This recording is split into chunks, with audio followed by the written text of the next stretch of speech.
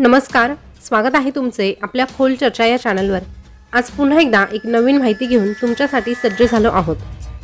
विधानसभेच्या निवडणुकीमध्ये महाराष्ट्र नवनिर्माण सेनेच्या हाती एकही जागा आलेली नाही।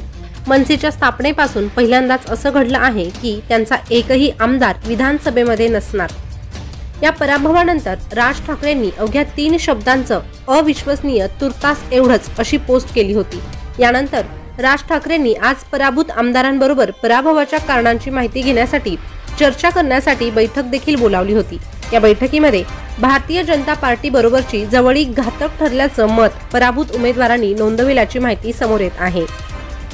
आज राज ठाकरेंनी मुंबईमधील निवासस्थानी बोलावलेल्या बैठकीमध्ये पराभूत उमेदवारांचं म्हणणं ऐकून घेतलं। या बैठकीमध्ये ईव्हीएम संदर्भातील काही तक्रारी पराभूत उमेदवारांनी राज ठाकरेंकडे केल्या। तसेच भाजपाबरोबरची जवळीक आपल्याला फायद्याची ठरलेली नाही असं पराभूत उमेदवारांनी राज ठाकरेंना सांगितलं आहे।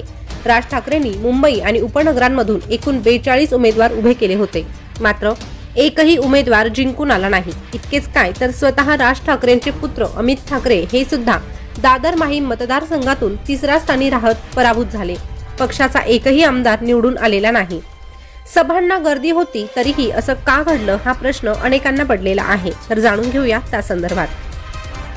सभांना गर्दी होती तरीही याच पार्श्वभूमीवर राज ठाकरेंनी आज महत्त्वाची बैठक बोलावली होती। राज ठाकरेंनी या बैठकीला मुंबई आणि परिसरातील पराभूत उमेदवारांना बोलावलं होतं। नेमका पराभव झाला तो कशामुळे झाला याची चाचपणी राज ठाकरेंनी या बैठकीमध्ये केली। मनसेच्या सभांना चांगला प्रतिसाद मिळत होता, सभांना गर्दी देखील होत होती, मग त्याचं रूपांतर मतांमध्ये का झालं नाही यावर या बैठकीत चर्चा झाली। किमान 4 ते 5 जण निवडून येतील अशी अपेक्षा मनसेला होती, मात्र 138 उमेदवार उभे करून एकही उमेदवार निवडून आलेला नाही। यावेळेस बैठकीमधील पराभूत उमेदवारांकडून ईव्हीएम वर शंका उपस्थित करण्यात आली। लोकसभा निवडणुकीला भाजपाशी जवळीक करत बिनशर्त पाठिंबा दिला होता, मात्र विधानसभेला भाजपाशी जवळीक करणं फायद्याचं ठरलेलं नाही असं पराभूत उमेदवारांनी राज ठाकरेंशी बोलताना कळवलं। या सगळ्या गोष्टींची नाराजी उमेदवारांनी व्यक्त केली आहे।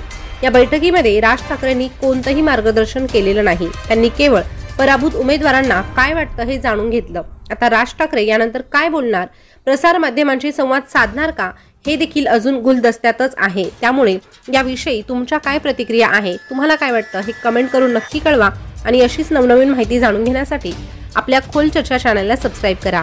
पुन्हा भेटूया नवीन माहिती सोबत। धन्यवाद।